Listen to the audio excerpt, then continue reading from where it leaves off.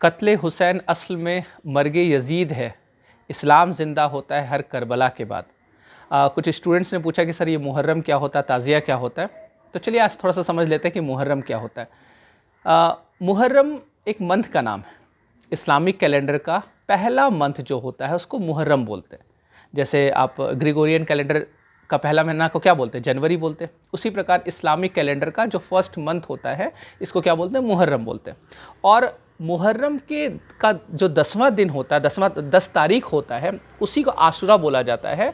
और वहीं पे आप देखते हैं कि ताज़िया निकाला जाता है। शिया जो कम्युनिटी है मुस्लिम में, तो वो लोग क्या करते हैं, ताज़िया निकालते हैं। तो ये ताज़िया का क्या मतलब है, ये मुहर्रम का क्या मतलब, आशुरा क्या होता है, तो थोड़ा सा समझ लीजिएगा। दरअसल अगर आप इसके इतिहास में जाए तो 680 ईस्वी का बात है। 680 ईस्वी में मुहर्रम महीना का 10वां तारीख को करबला का युद्ध हुआ था। और करबला का युद्ध में इमाम हुसैन को मार दिया गया था यजीद के द्वारा। और आपको पता है कि इमाम हुसैन बहुत बड़े संत थे, बेरहमी से मारा गया। उनके छोटे 6 माह के पुत्र थे, उनको भी मार दिया गया। मतलब बहुत करबला का युद्ध जो था वो पूरा खून से, करबला वहाँ पे आपको देखने को मिलता है कि पूरा खून वहाँ पे खून से पूरा रंग चुका था।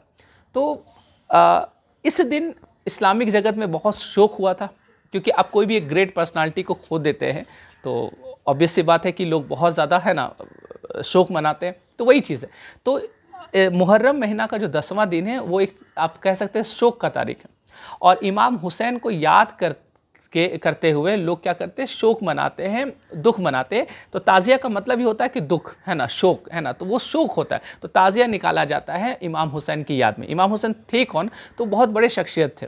प्रॉफिट मोहम्मद जो इस्लामिक जगत के आखिरी पैगंबर माने जाते हैं, जो लास्ट प्रॉफिट थे, प्रॉफिट मोहम्मद, तो उनके ये नाती थे इमाम हुसैन, मतलब उनकी बेटी का बेटा, उनकी बेटी फातिमा और उनके हस्बैंड अली।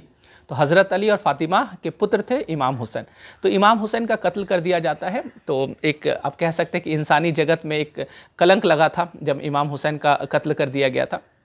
तो उन्हीं के याद में, इमाम हुसैन के बताए गए रास्ते पे चलने के लिए उन्हीं के याद में हम लोग यहाँ पे शिया कम्युनिटी जो क्या करते हैं वो मुहर्रम के 10वें तारीख को ताज़िया निकालते हैं। तो ये मेनली आपको ये समझ में आ गया कि ये एक तरह से क्या शोक दिवस होता है। और शोक के रूप में इसलिए आप देखिएगा जब शिया कम्युनिटी ताज़िया निकालते हैं तो अपने आप को पीटते, अपने आप को दर्द देते हैं, या अली या हुसैन ऐसे करके बोलते हैं।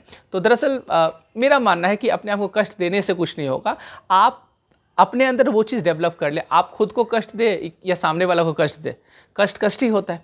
तो आप ये चीज़ अपने अंदर आप एक रिजोल्यूशन बना लीजिए, एक रिजोल्यूशन पास कर दीजिए अपने अंदर से कि आप बोलिए कि हाँ, हम दूसरों को कष्ट नहीं देंगे, है ना।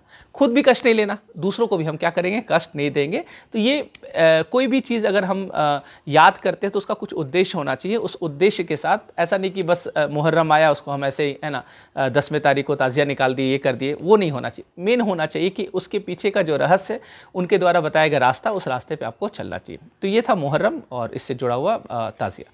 तो मिलते हैं नेक्स्ट क्लास में, आज के लिए धन्यवाद।